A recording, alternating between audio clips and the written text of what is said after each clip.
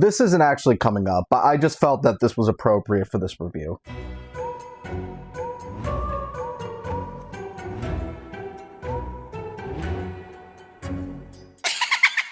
Hi, welcome to Film Stash. My name is Douglas Campbell. Because we're in October, we're talking about all things creepy, scary, ghost bump in the night, all horror for the month of October. And in a world of horrors beyond our comprehension that we've at least comprehended a dozen or so times now, let's be real, every once in a while, something crawls out of the ooze of the horror genre. Last year for me, it was The Substance. That film was awesome. This year, it might be this little old horror film. If you've seen the thumbnail, you know what I'm talking about. It's a haunted house film from the perspective of a dog. I'm talking about Good Boy, starring real-life dog Indy the Dog. This film, as soon as I heard of the concept, it immediately went to the top of my watch list for the year. I was so intrigued by this idea. I know what the general perspective of these type of films are with humans, but because it's an animal, with animal instincts, because it's a dog, that's interesting to me.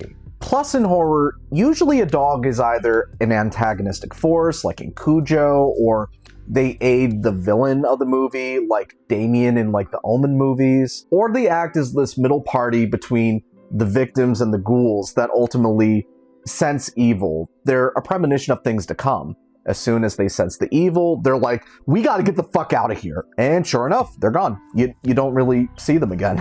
So to turn that on its head and have it be the lead is a dog. And I found it interesting looking a little bit into the movie. Ben Leonberg, in his directorial debut with this movie, he sought to make a movie with his real-life dog, also named Indy. Yeah, this is his dog in the movie. And I think, like, outside of just a critical perspective, I think that's, like, the cutest thing. I mean, I grew up with dogs, and they were in, like, my stupid videos growing up. So to see it done on a professional level, there's something very wholesome about it. And so with a very limited crew, Leonberg filmed his dog in 1 to 3 hour stretches over the course of 3 years to make this movie. That is insane dedication. Indy really hasn't had any work within the film industry. He's an untrained dog, just a normal dog, whatever. You're a dog! So the crew, they would rig their haunted house in various ways to get the reaction shots that they needed from him, ultimately insinuate fear. And if you do decide to see this movie in theaters, if you stick around to like the post-credit scenes, Leonberg basically gives you a behind-the-scenes look as to how they actually make the film. That, I think, is definitely worth the price alone, if anything else. So, jumping into the positives of this film,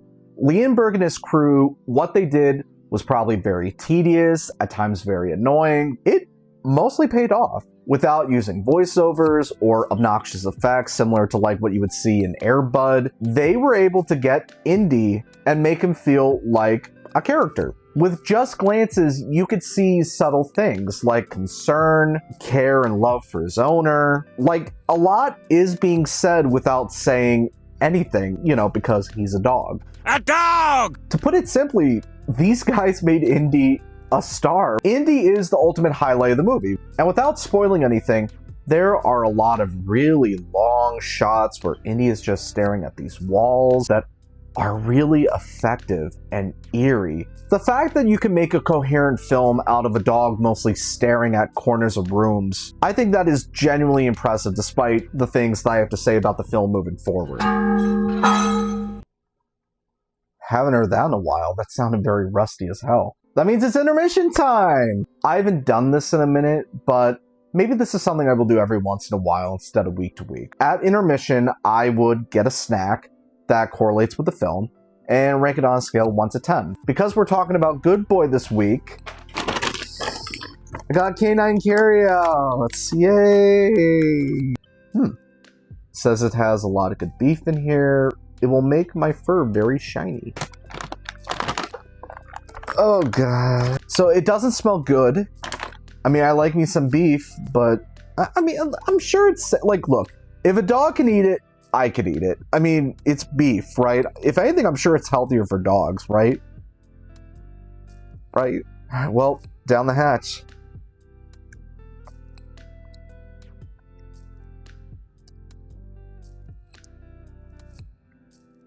It just tastes like paste. This is awful. I'm sorry. No. fur better be shiny by the end of this. Here's the thing, it's not the worst thing I've ever tasted, but it is like so bland. This is just so like that's like a 2.5 out of 10 snack. If you really want this over beef jerky, be my guest, but I really can't condone it. Diving into the mixed, while this review itself, it's not negative. I had quite a lot of nice things to say about the movie. There were certain issues that I had with the overall execution that I think it is worth addressing here. What makes this film cool, it's very experimental. You don't get a lot of dialogue from your main character. But ultimately, and this is an issue that I've had with it, while there were a lot of cool moments in this thing, there was also so much time that felt like it just dragged and stretched this concept, like, to get to a theatrical length. Not even a theatrical length. Normally, if you put something out in theaters, it has to be like 90 minutes and above to be considered this is a feature-length film. This movie, including the credits, including the post-credit thing that I told you about, it's 72 minutes long. That's not a lot of time. And this is where you kind of run into some issues with this really cool concept. Because your main character can't talk, like, it creates this somewhat eerie and different sense that you don't get in a lot of scary movies. However, you also don't really have a character to latch onto completely. While you do get a lot of like really interesting and eerie shots, it's really cool a lot of the time, but then other times it feels like you're dragging out like the scene. It's not as tense as it once was at the very beginning. It maybe goes on a little too long. And so some of the film, it felt boring. And I'm not blaming the dog itself for this. You do get little sprinkles of the owner of Indy the Dog. His story, it's generic, creepy, isolation, haunted house type stuff. Like, you've seen this tons of times before. You've seen it done way better in, like, The Shining, but even then, like, you had supporting characters that could, like, carry a lot more of the weight of the film through dialogue. Because it's just Indy and this owner, feels very cliched whenever it's not focused on Indy. Unfortunately, because my mind kept wandering in some scenes, I was just thinking, how dumb would it be with a voiceover in this film? I kept thinking of the movie Love on a Leash. Love on a Leash is essentially a really horrendous retelling of Beauty and the Beast, where it was a finished movie, but they got Gustavo from Big Time Rush. He essentially came in and he riffed over the movie whenever the dog scene showed up. We gotta give you a name. I already have a name. How about we call you Rover? I already have a name. My name is Alvin Fwang. Well, okay, maybe something with a little more class. Like Alvin Fwang. Whenever he did that, that shit was hilarious. All right, grab on, you pizza face cinder block. It's not a good idea. How hilarious would it be if you brought him in and made him do a similar type of riff over this movie? But we're not talking about Love on a Leash. We're talking about Good Boy. Because this film is through the perspective of a dog, I thought, oh, okay. So they're going to base more of the horror off of the unknown and animal instincts. And ultimately you get some of that, but with what was written for Indy to react to, you could have replaced this dog with like a little kid, and you really would not have noticed too much of a difference, unfortunately. How they make him act in the movie a lot of the time, sometimes he feels like a genuine dog reacting to stuff. Other times, not so much. It slightly betrays the premise that this idea was selling. And that did disappoint me a little bit. Believe me, I hate saying these things because I came in wanting to love this movie. And then when I found out what Leonberg, the crew, and Indy the Dog did over the course of 3 years to make it, I was really hoping to love it. And unfortunately, I liked it, but I didn't love it. This movie to me was ultimately a mixed bag. It probably would have been more effective as like a 25 to 30 minute short film. I definitely think that Leonberg, he has like some interesting ideas in his head, and I would love to see him do a follow-up film. As long as you, of course, get Indy the Dog to cameo somewhere, that would be great. I definitely think that this premise was a great idea, but it wasn't strong enough to last barely a feature-length amount of time. So I would give this maybe a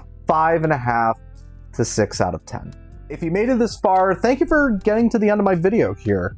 Don't forget to like, share, and subscribe. Any help that you could give to this channel, I would very much appreciate it. And if you're already subscribed to me this holiday season, thank you so much. Well, that's all the time we have for today here on Film Stash. My name is Douglas Campbell, and we have only just begun.